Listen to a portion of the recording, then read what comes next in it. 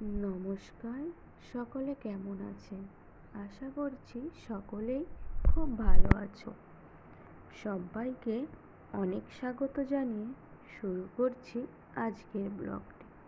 বড়দেরকে আমার প্রণাম, আর ছোটদের জন্য রইল আমার অনেকটা স্নেহ। তো এই যে দেখো, ইয়াস সোনা খেলা করছে।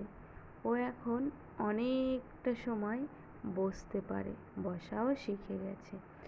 আজ ছিল জন্মাষ্টমীর দিন, 9ই ভাদ্র। তো সেই জন্য বাড়িতে ছোটোখাটো কিছু আয়োজন করা হয়েছে। এই যে এটা বিকালবেলাতে এখন ঠাকুরের জন্য মা ভোগ রান্না করছে। এখানে দেখতে পাচ্ছ কড়াইতে সুজি ভাজছে, আর এই যে তালটা গোলানো হয়ে গেছে। আসলে জন্মাষ্টমীর যেটা একদম মেন জিনিস।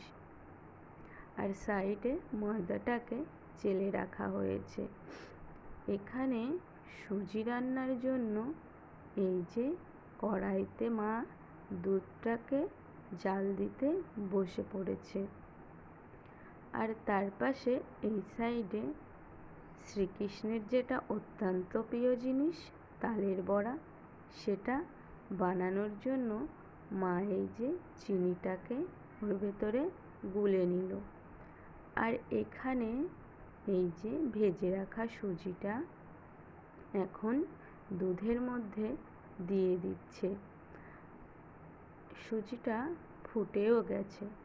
আসলে এবছর এইভাবেই পালন করা হচ্ছে জন্মাষ্টমী। আর এইদিকে আমি ময়দাটাকে চেলে ভালো করে এখন মেখে নিচ্ছি, লুচি বানানো হবে। তো তারপরে এই যে এখানে মা ময়দা দিয়ে তালের বড়াটা ভাজার জন্য সমস্ত কিছু গুছিয়ে নিয়েছে।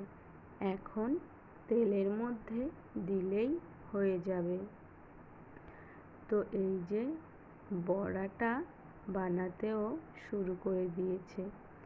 কার বাড়িতে কেমনভাবে জন্মাষ্টমী পালন হলো আমাকে কমেন্ট করে জানাতে পারো। আসলে আমাদের বাড়িতে গোপাল নেই, ঘরে আমরা যে যে ঠাকুরকে পুজো দিই সেখানেই একটু ভোগ দেওয়া আর কি। এইটুকুই হলো আমাদের জন্মাষ্টমী। যেই বাড়িতে গোপাল আছে সে বাড়িতে খুব ধুমধাম করে আয়োজিত হয় আজকের দিনটি। আসলে এই দিনটি অত্যন্ত শুভ। শ্রীকৃষ্ণের জন্ম আবির্ভাবের তিথিটি অনেক মাহাত্ম্য আছে, সেগুলো আমি জানি। আর আমাদের সাইডে একটা বাড়িতে গোপাল আছে, সেখানেও কয়েকবার আমরা জন্মাষ্টমীর উপোস করে সেখানে জন্মাষ্টমী পালন করেছি। দেখুন, দেখতে দেখতে মায়ের বড়াগুলোও ভাজা হয়ে গেল। আর এই সাইডে আমি লুচি বেলতে শুরু করে দিয়েছি। মা আর আমি এবার উপোস ছিলাম আর কি।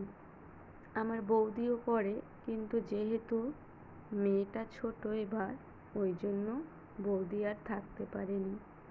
এই যে এখানে দেখতে দেখতে মায়ের লুচিটাও করা হয়ে গেছে। আর বাবা গিয়েছিল বাজারে একটু ফল আর মিষ্টি আনতে, সেগুলোই এই যে এখানে নিয়ে এসেছে। আসলে জন্মাষ্টমী তিথিতে তো অনেক রকম ভোগ দেওয়া যায়, তো সেই শত তো আর করা সম্ভব হয়ে ওঠেনি। যেটুকু পেরেছি সেইটুকুই এই যে এখানে আমরা ভোগ দিয়েছি। তো এটা সন্ধ্যাবেলাতে রাত 8টার সময় ভোগ লাগানো হয়েছে। আর এখানে ছিল সাবুর ভোগ, তালের বড়া, ফল আর লুচি, সুজি, যা যা লাগে আর কি। এখন ভোগ দেওয়া হয়ে গেছে, তো তারপরে আমি অষ্টতর শতনামও পাঠ করেছিলাম।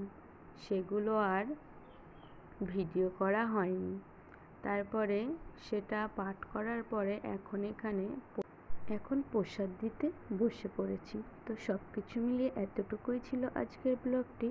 সবাই ভালো থাকবেন, সুস্থ থাকবেন। দেখা হবে আবারও অন্য কোনো ভিডিওর সঙ্গে।